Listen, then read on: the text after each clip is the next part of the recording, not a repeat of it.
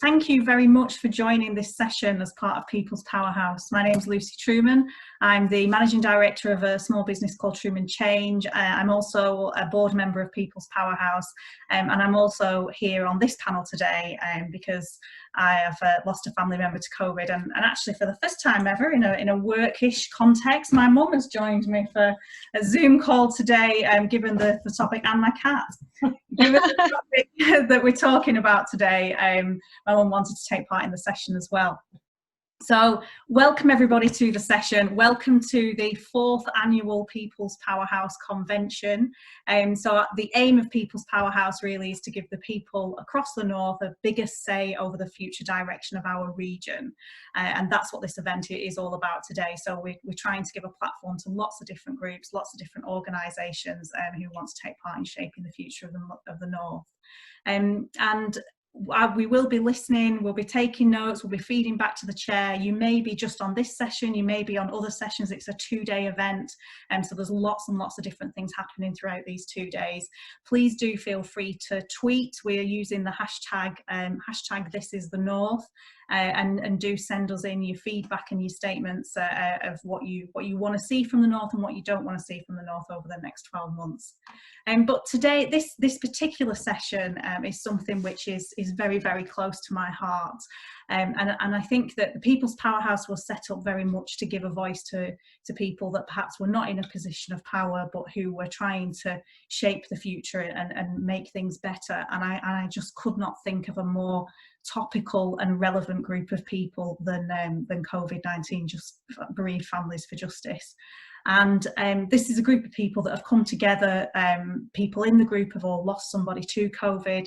I myself lost my dad earlier on in the year in April, so this is something that really matters to me. And this group have come together to kind of ask for an inquiry into how the pandemic has been handled and to offer support and help to other people who are in the same position, who are suffering a bereavement at this really difficult time. So that's me. We've got a fabulous panel to talk to today. So we have Patrick will be joining us shortly, so I'll introduce him once he comes onto the call. We have Amos Waldman, who is a barrister based in Manchester. If you want to give us a wave, Amos. And hi, good afternoon. Taking part today.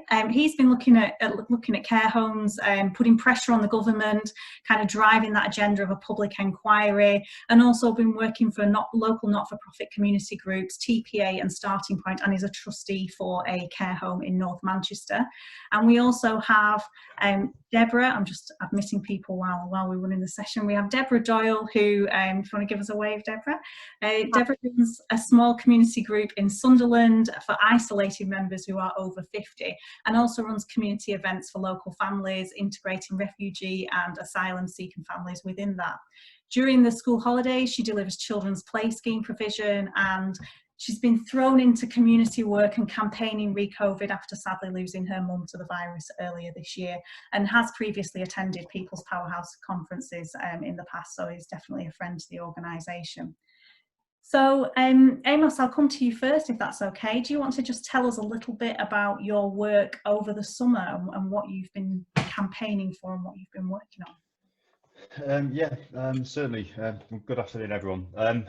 It's been a bit of a whirlwind since the start of the pandemic in March, and difficult to adjust. But certainly since the start of the pandemic, my grandmother died sadly on the 2nd of April from COVID in a care home. So immediately after that, and with lockdown happening just before, it was difficult to know what to do. So it's part of the grieving process. Became involved in looking more closely at care homes. Obviously, as Lucy said, I've had an interest anyway, being a trustee on a care home in Manchester. And so I had that interest, but I've also been trying to do what I can, really involved in the local communities. I was particularly impressed by a lot of I was on the government shielding list initially, so I was contacted by local council and some local community groups who were all offering to help, and it made me sort of really appreciate the people who were there to help at the time, and I said I was absolutely fine, but wanted to help them and see what I could do in the community myself from home. And there was an awful lot, as Lucy said, doing some work as much as I can with the Prevention Alliance and Starting Point, some brilliant Greater Manchester organisations who help people within the communities in a variety of contexts, keeping people connected and helping people through the pandemic with lots of meetings over Zooms. So in addition to that and helping those groups where I've been able to, I also became involved in a new area of law at the beginning of the pandemic, sort of used lockdown really to sort of to become more involved in it in court protection work. So I've been looking into that. Also previously done some sort of inquest work and originally primarily criminal work. So wanted to use some of that in that learning, some of the legal skills that I've learned to try and help, and through some webinars I've been giving in connection with work, I was introduced to the UK Families for Justice, and I've been doing attending some meetings since then, which was probably about 2 or 3 months ago. And so they have various subcommittees, and a subcommittee that I've been joining is the care home subcommittee, obviously something that was close to me given what happened to my grandmother. And I think a number of other people here present are members, and I certainly see them at team meetings, so it's nice to see them here as well. But through that and through the work that I've been doing in chambers, in my chambers colleagues representing the family who are actually on the legal team, I'm not, but I've been working with them and working with the Families for Justice, and really with the group and with Deborah, who's one of the organisers of the group at the care home meetings, really trying to help people to pursue issues, to get answers to questions from care homes themselves, to raise complaints with them, and obviously with a view to seeking justice, and primarily really to, initially we were in advance of the second wave looking at ways in which a public inquiry could be, pressure could be brought on the government for a public inquiry to ensure that justice was obtained for family members, and really to ensure that mistakes weren't made again. And that was, I think, key to most people. So, I mean, obviously people wanted to know what happened to their loved ones. Certainly we did, not knowing much of what was going on, given the lockdown and the fact that my grandmother was in London, and we had little contact with her. But obviously it's sad to see a lot of the same mistakes having been repeated before the second wave. But the public inquiry is still key, because without the public inquiry and the orders that can be sought in relation to disclosure and obtaining information, it's very difficult, as people know who tried to obtain information either from the regulators or from the care homes themselves, to obtain that information without court orders requiring them to do that. And the public inquiry really is the forum for that to be done. So it's exerting pressure where we can. The meetings are still ongoing, and that's something we very much still got a mind of, given the pandemic isn't over yet, and is unlikely to be, although obviously there is cause for optimism now, going forward, given the potential vaccines. Thank you, Amos. And Deborah, do you want to tell us a little bit about what you've been doing over the summer? Yeah, I'd like to start just before the summer, if that's okay, Lucy. Kind of introduce the group as well. I mean, Amos has more or less covered that. After I'd lost my mum in April, I turned to social media to kind of look at different, groups that I could join to kind of help through my grief. And then I came across the justice group, COVID-19 Bereaved for Justice UK, and I joined, and I found it an absolute lifeline. For the first time, I didn't feel alone, because as much as you can have family or friends offer their condolences, and obviously at a distance, people don't really understand what grief's like when you lose someone during a pandemic. It's very, very different. And I shared my story, I got comments and support, and then started to read other people's stories. And at that time, I think there was only about 40 odd people in the group. I continued to be pretty much obsessed by it, because it was kind of like finding a new friend, a new pair of arms that wrapped themselves around me, and it was just really comforting. And I then was asked to be an admin by the co-founders Joe and Matt, because they obviously saw I had a commitment to the group, and I was quite genuine about my passion about an inquiry. So that was it really.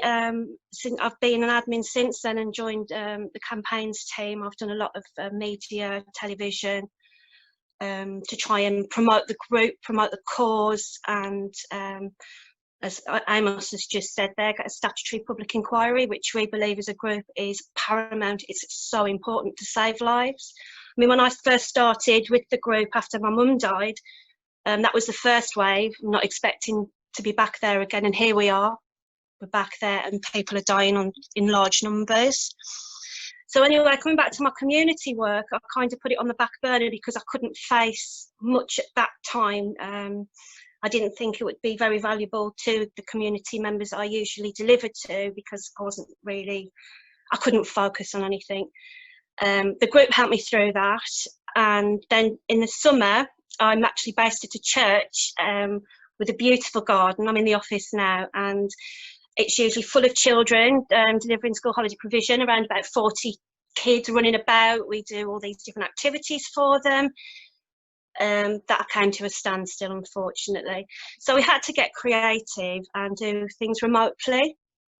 But that's quite sad in itself. It's actually a lot harder.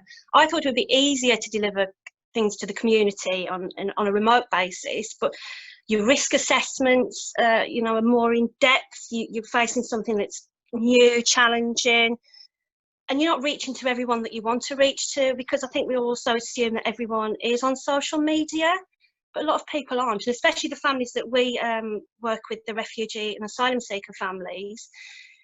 For example, I made craft videos for the kids, which is all well and good, but some of these things take a lot of data, and not everyone can access that.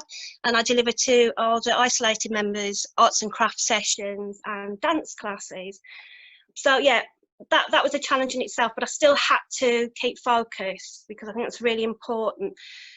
But one thing I might have done too much of, I kept going, and I didn't allow myself time to grieve properly, and it'll hit you like a bus. You've got to have your tears and your outlet. It doesn't go away, the grief doesn't go away, and it's a lot different when you've lost someone during a pandemic, which we can go into later if you want.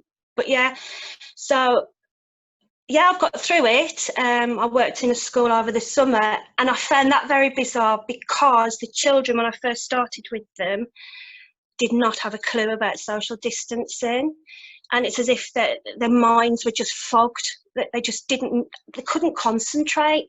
I think it was all that time they'd been in the house and not being around other kids, and yeah, that was very, very challenging. But by the end of the summer holidays, they got it. We made sure that they knew what the distancing was and kept, kind of drumming the message into the children. So that's what, twofold things. I've been involved very much with the group, but also in terms of working with the community. And the ladies that I work with, the dance group that I deliver to, they have been a massive support mechanism as well. And we've set up things like WhatsApp groups. Again, you've got to think outside the box. Phone people that can't use technology, develop worksheets. There's things that you can do, but it all keeps your mind occupied. But again, going back to the point, there's a time when you've got to have a break from everything, and just have a few days away and accept your grief and embrace it. Thank you, Deborah. We also have a third panel member today, who is Patrick Vernon. So Patrick has an OBE. He's got a background in health and social care, working with a variety of community groups and a Centre for Ageing Debtor. He's been working again on calling for public inquiry into COVID, and has launched a fund in the name of his brother-in-law who he lost, which has managed to raise £84,000 to support faith groups and community groups during COVID. Patrick, do you want to just tell us a little bit about the work you've been doing over recent months? Yeah, sure. Yeah, so good afternoon, everyone. And so sorry a bit late. I was on another call, another Zoom call. So I've worked around the whole stuff around COVID. As a result of loss of my brother-in-law. He died in Derby about 6 months ago now, in his early 50s, and it's really difficult for the whole family. One of the key things is, as a nation, how do we grieve? How do we talk about grief in the context of this pandemic?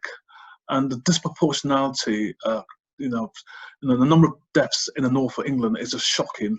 It kind of further reinforces the north-south divide. I live in London, but majority of my family are in the Midlands, so please don't hold that against me. I do believe in the Northern Power, so let's go for it. I still live in Manchester, if that helps, and I still have strong affinity with Manchester as a student, and so I've worked close with quite a few community groups in the Greater Manchester area over the years. But so there were a number of campaigns I've been involved connected with COVID. One of them I forgot to mention to you when we were at our pre-chat, completely forgot about me. I did a campaign some years ago called 100 Great Black Britons, celebrating the Black contribution to Britain, and Mary Seacole was voted the greatest Black Briton of all time, who's a Crimean war nurse of colour, who's there at the same time as Florence Nightingale. And one of the things that happened when people voted for Mary Seacole's greatest Black Briton of all time, the Royal College of Nursing adopted her on the same status as Florence Nightingale. So when NHS England and Department of Health decided to announce the Nightingale hospitals, I said, well, why can't you name one of them after the Mary Seacole? Bearing in mind there were so many BME staff that were dropping like flies and dying of COVID-19, at least to have one of them and acknowledge the diversity inclusion in the NHS. So I had to do a petition. I've got 15,000 people sign my petition. But what was interesting wasn't so many the amount of people that signed my petition. It kind of led to a debate, because by doing that petition, it led to a conversation around the country. Do all the hospital names should be named after Florence Nightingale? No matter, okay, she did some great deeds, but so one of the things that did happen, I'm not trying to say I did this, but Nicola Sturgeon, the First Minister of Scotland, decided to call one of the hospitals after a Scottish nurse who served in the First World War. There was debates in Wales, there was debates around the country, and it kind of raises debates around, and I suppose that's the heart of this conversation that you're having all week about why should everything be determined by Whitehall? Why can't things be done at a regional, sub-regional level, reflecting the diversity, inclusion, local history of communities, as opposed to a diktat saying this is what we're going to do and roll out? So I did a kickback against that, and it worked, because I was hoping that should be named after the NEC hospital, COVID hospital, and ironically that didn't work out. But the good thing about it, a hospital in Surrey which is the first rehab hospital in England, which was opened, was the chief exec and the team decided to name it after Mary Seacole after seeing the campaign that I did. So, and that was fantastic. And ironically, the NEC COVID hospital is still, it's not been opened, it's not been used at all. So that's an issue in itself. But the main stuff I've done is obviously supporting the public inquiry. So I'm a member of the COVID Family Bereavement Network. There's also an organisation called Ubele, which is an infrastructure BME-led charity, and they've been campaigning along with Charities So White to make sure that there's been proper funding and allocation to BME groups as a result of the funding that's been made available to support third sector organisations around the COVID-19 response. And so I've been working on supporting lobbying around that also, because again, if there's a disproportionality of BME communities around the country that have experienced the impact of COVID-19, then surely that support should follow those organisations who have direct access and contact as well. And it was through those conversations, and then in between that time, I lost my brother-in-law to COVID, and that's why I decided to launch the Majority Fund. As you know, especially for those families who have lost loved ones, we know this, that we've been shortchanged in how we say goodbye to our loved ones. We've been shortchanged in how we can say the bereavement process.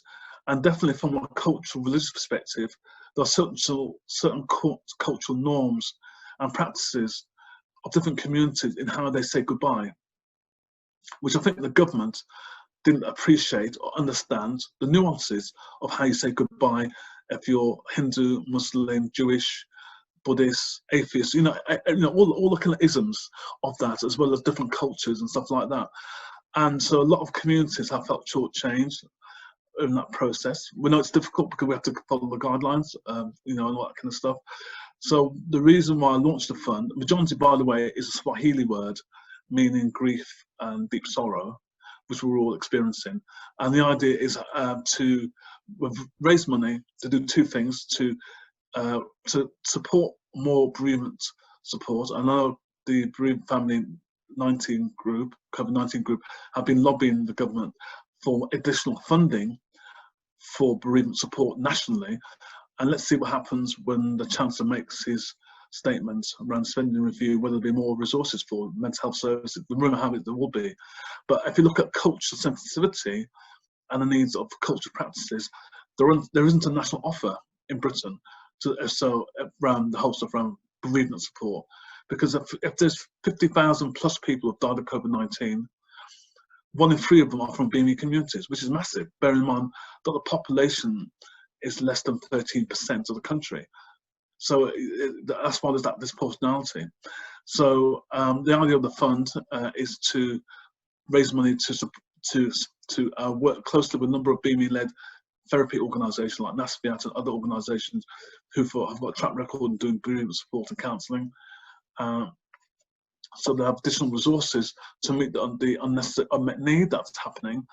And secondly, the idea of the fund is, as we want to launch next year, is to give out small grants to families, community groups, faith groups to say how they say goodbye to their loved ones from different faith and BME communities. And and we've raised about £84,000. Hope to raise 100,000. Be nice to raise as much as Captain Tom, but that's another story. And so that's what we're doing really around the whole stuff around bereavement and support. But I think at the heart of all of this is that the voices of BME communities, are not being valued and recognised still. Because if you know, when Public Health England launched their report a few months ago, and they were lobbied to do that report in the first place, if you remember, the government were forced to do that, and nothing's happened since then. Nothing at all. There's no plans, no thinking, no dialogue, nothing at all, to be quite honest. It's down to local organisations, down to local authorities in partnership with the NHS at a local level, and with community groups. And I work for the Centre for Ageing Better, and we are kind of supporting a whole range of initiatives, and through our research and evidence gathering work, we are seeing acts of kindness around the country. We are seeing that people in the default of leadership at the top are making their own decisions at a local level to work out what is needed for their communities. I'll stop there anyway, because I'm sure that's going to be the part of the conversation we're going to have. Thank you, Patrick. I think there's been a couple of themes that each of you picked up that have really resonated with me, which is, I think, we touched on the difficulties around grieving during a pandemic. I think that has been definitely a challenge, I would say, for our family. And I think that there's also a way in which COVID is discussed and spoken about, that it's done at a very kind of, it's often spoke about in terms of the economy or in terms of the science or in terms of the graphs, and very little often given to the human impact of those that have been affected in such a raw way. I'm just curious to hear from any of the panel members, what's your reflections, from your own experience, but also the experience of the people that you're supporting, which I must add, I feel I must say, all of you are incredibly brave and doing work in the most difficult of circumstances, which many of us, myself included, would feel possibly too fragile to get involved in such strong community work. Thank you for all that you're doing. I'm interested in your reflections of whether you perceive that it's difficult to grieve with all of this competing narrative where things are spoken about in such a way that isn't necessarily that kind to family members. Amos, do you want to? Yeah. Absolutely. I think the human side of things is very much forgotten, unfortunately. It is incredibly difficult. As Patrick's already said, funerals taking place over Zoom. So the experience that we had with the Zoom funeral was with someone who attended who wasn't even a family member, who during the course of the funeral decided to treat it like she was watching Google Box, and for some reason decided to get out some crisps, a cup of tea, wasn't muted, was shouting at the kids in the background, and the camera people kept on telling her, please just mute the camera, and she didn't, and it kept on happening, and it was even as the coffin was being taken towards the grave, and so to not have a funeral to grieve properly at, to not have the family gatherings afterwards to be able to go through the grief. Yeah, it's very much forgotten about, and it's very difficult to cope with. And I think the way that we've all sort of described various stages and keeping busy was immediately for me was to try, that was the way I was dealing with it, to try and do as much as I could, but every now and then it would still hit you, and it still does now, because I don't think the grief's been properly dealt with, whether it's at some point during various webinars or whatever, other events. There've been, particularly at the Chambers event I spoke at, which was for families who've lost loved ones, and helping them with inquests and inquiries and that sort of thing. And I was asked to speak about experiences with my grandmother, and I found it particularly, in some ways, it was harrowing, it was difficult, it was earlier on, but it was also in some ways cathartic, because I hadn't had the opportunity to, and you don't, because the friends that you normally see, it's very superficial, when sometimes when you do meet up, if they're large groups, it's hard to talk properly about it. And people's attitudes vary. Some people are sympathetic, some people take the view that, well, they haven't known anyone who's died from COVID, and therefore it doesn't really affect as many people.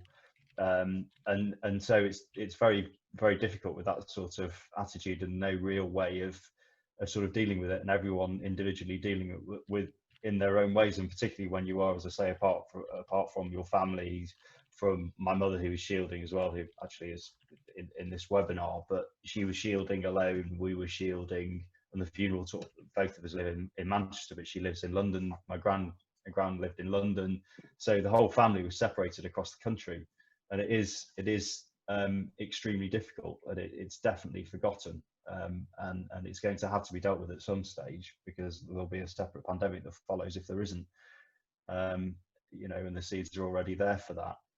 So yeah, the focus is very much on the economy and not so much on grief, and I think there needs to be definitely more of that.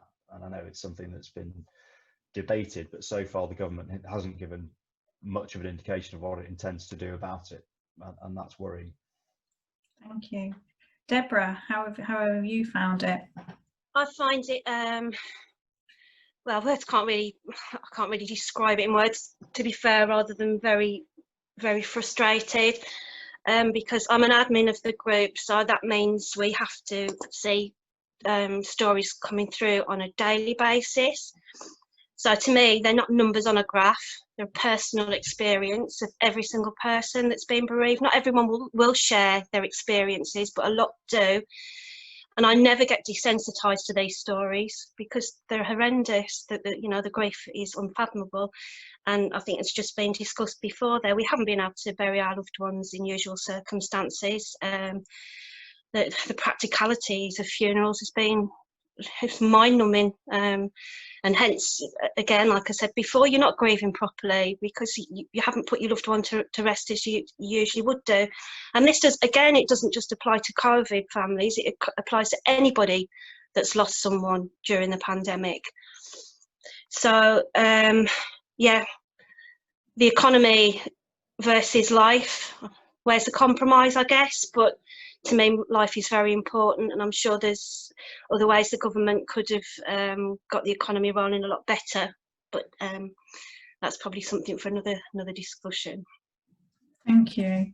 And one of the other things that I've seen, certainly in my local community, I live in Blackburn in Lancashire, and we have been particularly hard hit by COVID and been sort of consistently in the top 5 at least most of the way through the pandemic, actually. But I do worry greatly that the impact of COVID has actually divided our communities further. Patrick, I know you're doing lots of work around the disproportionate impact on BME communities. Would you say that COVID is actually at risk of dividing communities even further, whether that's through race, gender, whether it's through, kind of financial situations? Obviously, some people are much better able to work from home, rather, if they have an office job, rather than frontline key workers. Are you concerned about that kind of widening of the gap and division in communities? Yeah, sure. I mean, it's a mixed response. On one level, the gap is getting wider. I think COVID-19, and then obviously if you then put the overlay of Black Lives Matter, and this is quite important, because remember, George Floyd was murdered in America, And because of COVID-19, the world stood still, literally, and we saw it time and time again online, on TV, and ironically, because of COVID-19, because we're all at home, we're not doing our busy, normal day-to-day stuff, people were forced to look at issues of race and discrimination in America and also in Britain. So there is a symbiotic relationship between COVID-19, Black Lives Matter, all happening, forcing us to reflect on what kind of society we want. It raised the issues of what sort of society do we want to have in Britain. It raised that big question. But yet the government's focus on the graphs and focus on the economy without looking at what type of Britain. We should be having a conversation. How are we going to work together as a nation, not only tackling the pandemic together and recognising the issues, the concerns of the South, the North, and all the communities of interest, but moving together. The government has just created this divide. Why they reinforce that divide of North and South through all the conversation about funding and stuff like that.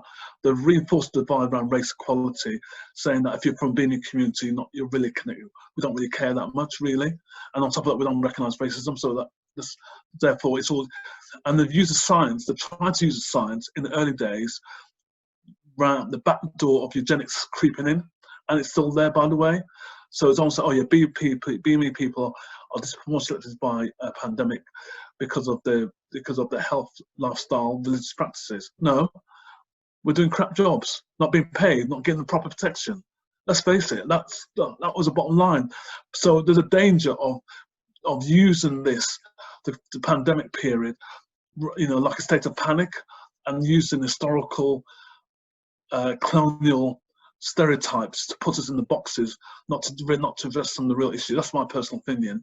But on the other side of that, what I've noticed and what I've observed is, I said, and I did say before, this acts of kindness.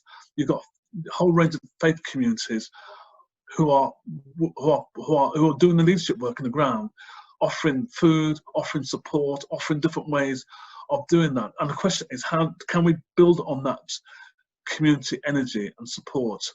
Or are we going to go back into our boxes and just observe the usual stuff that we normally experience? Thank you, Patrick. We've got a question in the group from Tom Griffith, and I'll read this out, Tom, but if you want to unmute yourself if I'm not asking it quite right, then you're very welcome to. Does the group draw a link between COVID context of being in care and the pre-COVID context? For example, the increasing numbers of individuals with autism and learning disabilities being trapped in care homes they don't want to be in, and now are unable to meet their families too. I'm going to invite you, Amos, to answer that first, given you're working with care homes at the moment. Yeah, I mean, there is a link. I mean, in terms of the statistics, it's a worrying number of people who, with disabilities and autism who are trapped in care homes now and have been badly affected through all this, and not just care homes, but supported living.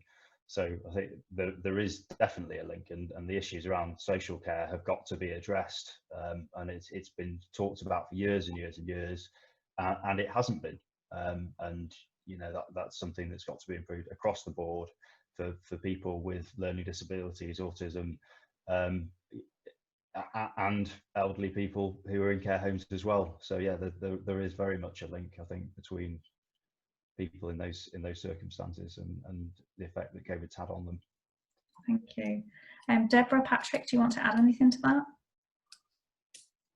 Yeah, I mean, I would say that's a very good point, because when we say care homes, we ultimately think of the likes of my mum, who is elderly, but care homes does cover a lot of other people who are in full-time care and supervision.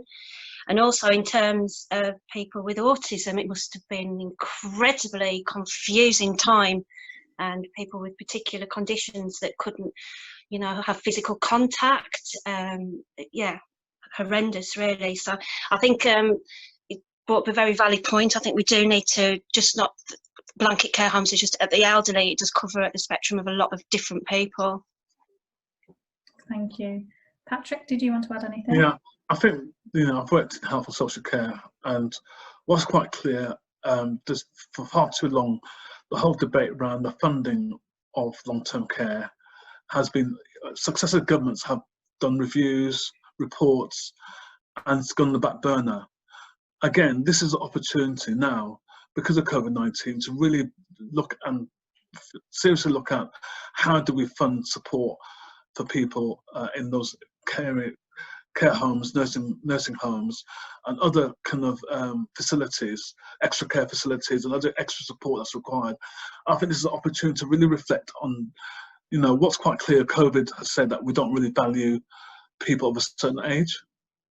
They're expendable, and we need to have a proper debate now in society that, you know, the men and women in those care homes, they were taxpayers. Some of them served in Second World War, other conflicts, and in their greatest need of support, we weren't there for them. So I think it raises a fundamental debate as to what type of society we are. It really does. Thank you. Lizzie, you've said you'd like to ask a question about the failings in care homes in the second wave. We can't hear you, although it doesn't look like you're muted.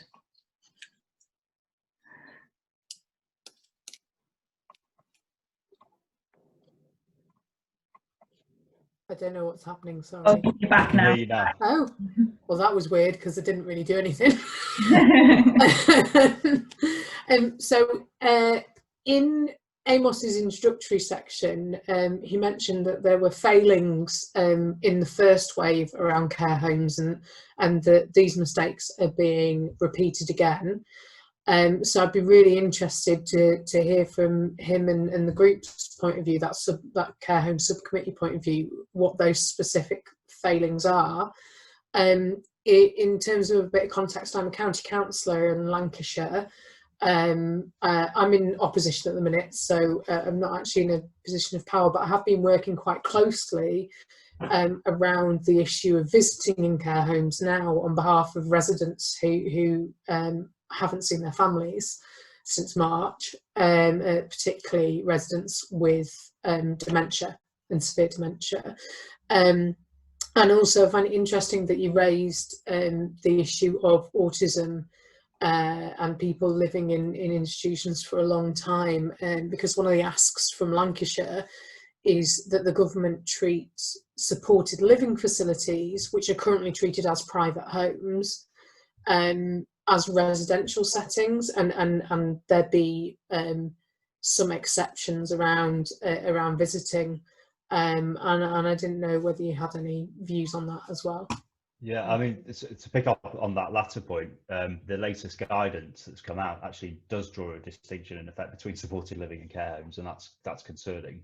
I don't think it should. And the fact that they're bringing in testing at this late stage is, to me, unforgivable. I mean, these people who are in care homes with dementia, who are unable to see family members. I mean, it was painful for us, certainly early, because the home that my grandmother was in locked down earlier than before the government asked them to, but a week or two. We had no means of communicating. We didn't even have an iPad or any of the measures that were later brought in so people could see. So the only contact that I had with my grandmother in the weeks before her death was by telephone. And towards the end of those, I have, you know, the lasting memories of the conversations, again, were really harrowing. She was in pain, she was confused.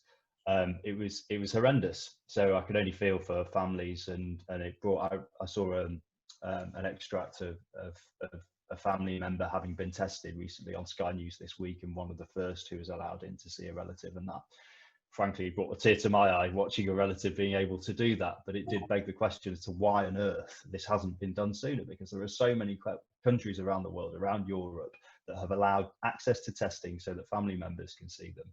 And for me, there's just no excuse that hasn't been done earlier. And you know, I hope it's done earlier. There's the talk of pods and all sorts of other measures, but I hope that the testing is safe as well, because that's important. Because if you get the testing wrong and don't use accurate enough testing, then you're obviously inviting, again, potentially seeding infections.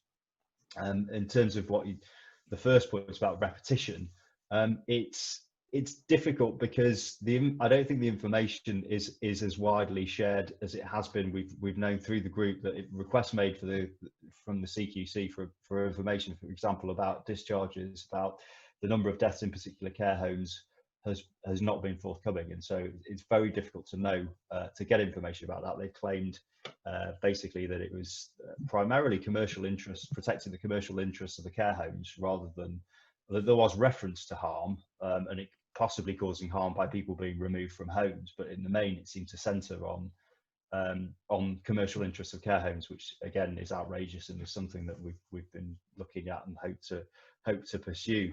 But you know, anecdotally, and also through there was a Channel 4 documentary not so long ago which looked at care homes in Durham and discharges from hospital, and there still being provisions for care homes, and in fact contractual terms initially for them to accept discharges from hospitals, and there was still a big gap between being tested at discharge and getting the results, and people being discharged before the results were known. So again, there were still high risk areas, and certainly in terms of testing, it doesn't seem as though the testing is there and it's quick enough, and the turnaround of testing is quick enough. Certainly, but in terms of the actual numbers, it is difficult to find out exactly what they are in terms of discharges and practices. PPE seems to be, there's certainly less of less information coming from care homes that they don't have access. Certainly not as much as in the first wave. Whether they all have PPE, probably unlikely, but certainly not able to say in terms of how many do have access and don't. But just looking at the fact that it has entered care homes again, there is an issue as it progressed through the age ranges from young people to the elderly and hospitalisation. So, and again, there are care homes taking various measures in terms of staff and trying not to use agency staff and that sort of thing.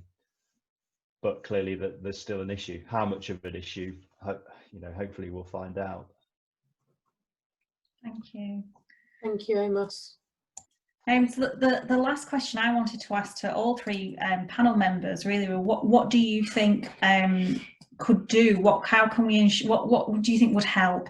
So, you know, we've talked about the divisions in community, we talked about the impact on particular groups of people, we talked about the impact on care homes, and we've talked about the whole narrative not really being very human focused. So how do you think we can help that narrative to become more human focused and to become much kinder than it is now?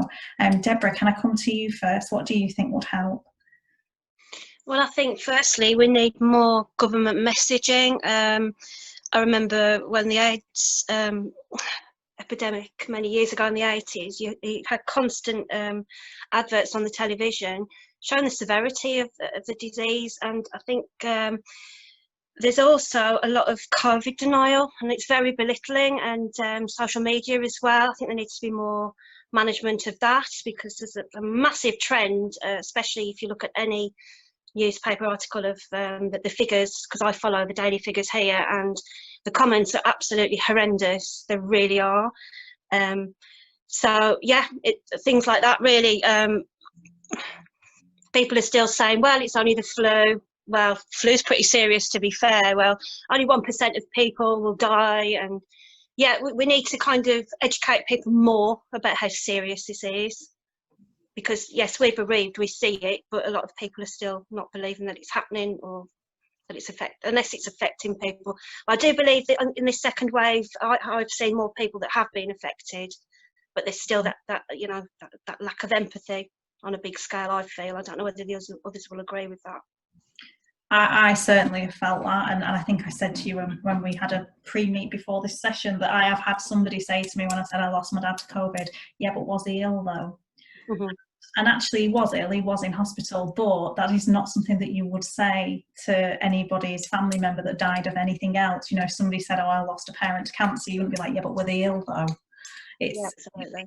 There is an unkindness, I think, about how we talk about COVID in the community. And Patrick, what do you think would help? I think it's down to leadership at a national level, sub-regional level, and local level.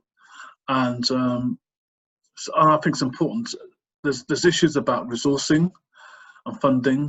There's, especially for those areas who have lost jobs and potential opportunities.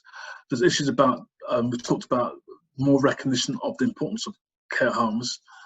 There's issues about the funding of social care and the role of social care and third sector and community organisations in playing their roles. And I think there's a conversation about healing, healing of those families who've lost loved ones, healing of communities where people have used COVID for political purposes.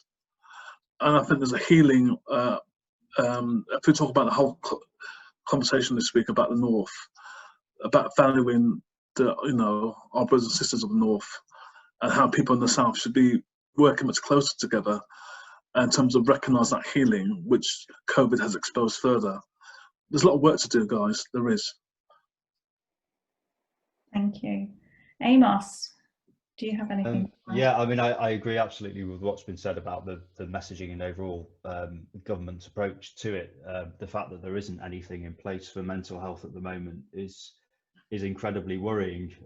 Clearly, primary health providers are extremely busy dealing with all manner of matters and backlogs.